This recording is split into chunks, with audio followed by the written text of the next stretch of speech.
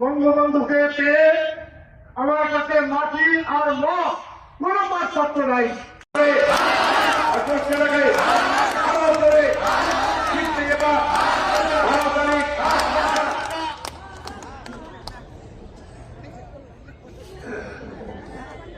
আসসালামু আলাইকুম। প্রস্তুতি করার ভাই বন্ধুরা, সামনে আমি আমার কেমন মনে লাগে। এই 60-এর দশকে লতিফ ভাই যখন বক্তৃতা করতেন, আমি আপনাদের মতো এরকম ভিড়ের মধ্যে কাঁপতাম। আমি ছিলাম তখন পূর্ব পাকিস্তানের সবচেয়ে ভীরু মানুষ। এই মানুষটি না থাকলে আমাদের অনেকগুলো গরু ছিল, আমাদের বাড়িতে বহু গরু ছিল। আমি হয় গরু রাখাল হতাম, তাহলে রিক্সা চালক হতাম। এখানে আমি আপনাদের এখানে আসতে পারতাম। আমি ছোটবেলায় খুব দুষ্ট ছিলাম, আমার কোনো বুদ্ধি শক্তি ছিল না। এই লতিফ ভাইকে দেখে আমি স্লোগান দিতে শিখেছিলাম, রাস্তায় দাঁড়াতে শিখেছিলাম। আর এই লতিফ ভাইকেই দেখে আমি বঙ্গবন্ধু শেখ মুজিবুর রহমানকে পেয়েছিলাম। যে মানুষ কিচ্ছু জানতাম না, বঙ্গবন্ধুকে পেয়ে আমার কাছে মাটি আর মত কোনো পার্থক্য নাই। আমি যখন মাটিতে হাত দেই, আমার মনে হয় আমি আমার মায়ের গায়ে হাত দিয়ে। আমাদের সাধারণ সম্পাদক আপনাদের বলেছে আমরা কেন গামছা মার্কা কেন নির্বাচনে যাই নাই। আমরা নির্বাচনে যাই নাই, নির্বাচন যেমনি হওয়া দরকার সেমনি নির্বাচন হচ্ছে না। বঙ্গবন্ধুকে বাংলাদেশটা স্বাধীনতাকে বাদ দিয়ে বাংলাদেশ না, মুক্তিযুদ্ধকে বাদ দিয়ে বাংলাদেশ না। আজকে সেই নির্বাচন বঙ্গবন্ধুকে বাদ দিয়ে শুরু হয়েছে। নিশ্চয়ই শেখ হাসিনা ভুল করতে পারে, তার সাথে যারা ছিলেন তারা যদি ভুল করে থাকে তাদের নাম লম্বা নেই, কিন্তু সব আওয়ামী লীগ ভুল করে নাই।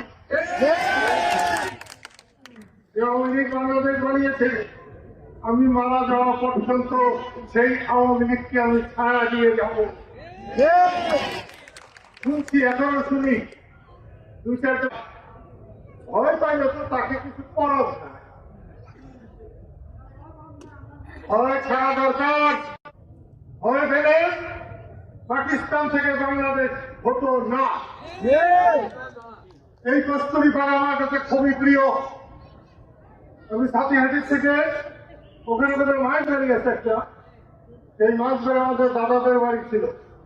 ওখানে হয়ে কস্তুরীপাড়া হয়ে ভূতত্ব পুকুর বাড়ি যেতাম।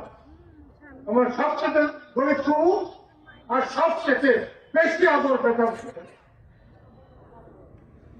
আমি জানি গরিব মানুষের মধ্যে প্রাণ আছে, আত্মা আছে, আদর আছে, যত্ন আছে। মুক্তিযুদ্ধের শুরুতেও এই কালীহাটের পাশে শরীফপুর থেকে আমি অস্ত্র নিয়ে এসেছিলাম।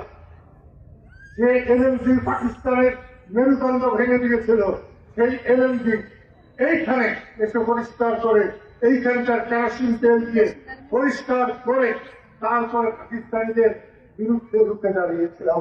পাকিস্তানিদের এইখানে শঙ্কু মুক্তিযুদ্ধের সময় সবারই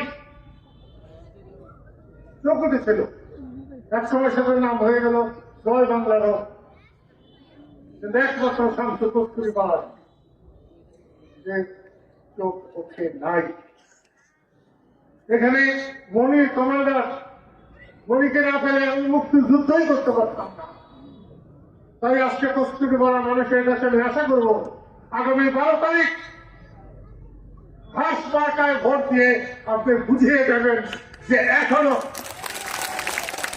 মোদী ভক্তরা মরে নাই, বাংলাদেশ মরে নাই।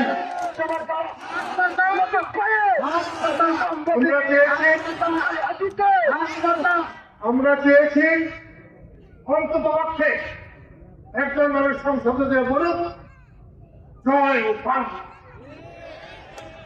জয় বঙ্গবন্ধু, জয় মুক্তিযুদ্ধ। স্বাধীনতার কথা বলা মানুষের বড় অভাব। লতিফ সিদ্দিকীর যখন জন্ম, তিনি যখন নেতা, অনেকের জন্মই হয় না, আজকে তারা মন্ত্রী হয়ে নেতা হয়ে। সেই জন্য আমি বলছি এই কালীহাতি কেন, টাঙ্গাইল কেন, বৃহত্তর ময়মনসিংহে লতিফ সিদ্দিকীর মতো ভোট চিতিয়ে দাঁড়ি সংসদে কথা বলার দ্বিতীয় মানুষ খুঁজে পাওয়া যাবে না। আপনারা হাঁস মার্কা সমর্থন করেন? মার্কা নাকি? মার্কা নাকি? মার্কা নাকি? আমি আপনাদের এখানে অনেকবার এসেছি, অনেক মিটিংয়ে বহু লোক হয়েছে, কিন্তু আজকের মতো আমার মিটিং ঘরে নাই।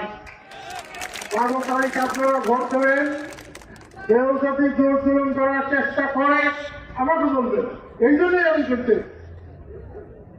এই জন্যই এসেছি। 1970 সালে লতিফ ভাই যখন প্রথম নির্বাচনে দাঁড়িয়েছিলেন, আমি তার ক্যানভাস করেছিলাম, আমি ক্যানভাসার ছিলাম এবং প্রথম ভোট দিয়েছিলাম।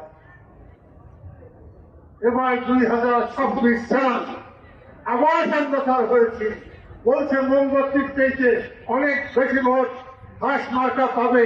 এই বিশ্বাস নিয়ে, এই আশা নিয়ে আপনাদেরকে তার পবিত্র আরো ছেড়ে নিতে ছাড়া করে রাখুন, এই আশাবাদ ব্যক্ত করে আমি আমার কথা শেষ করলাম। খোদা হাফেজ।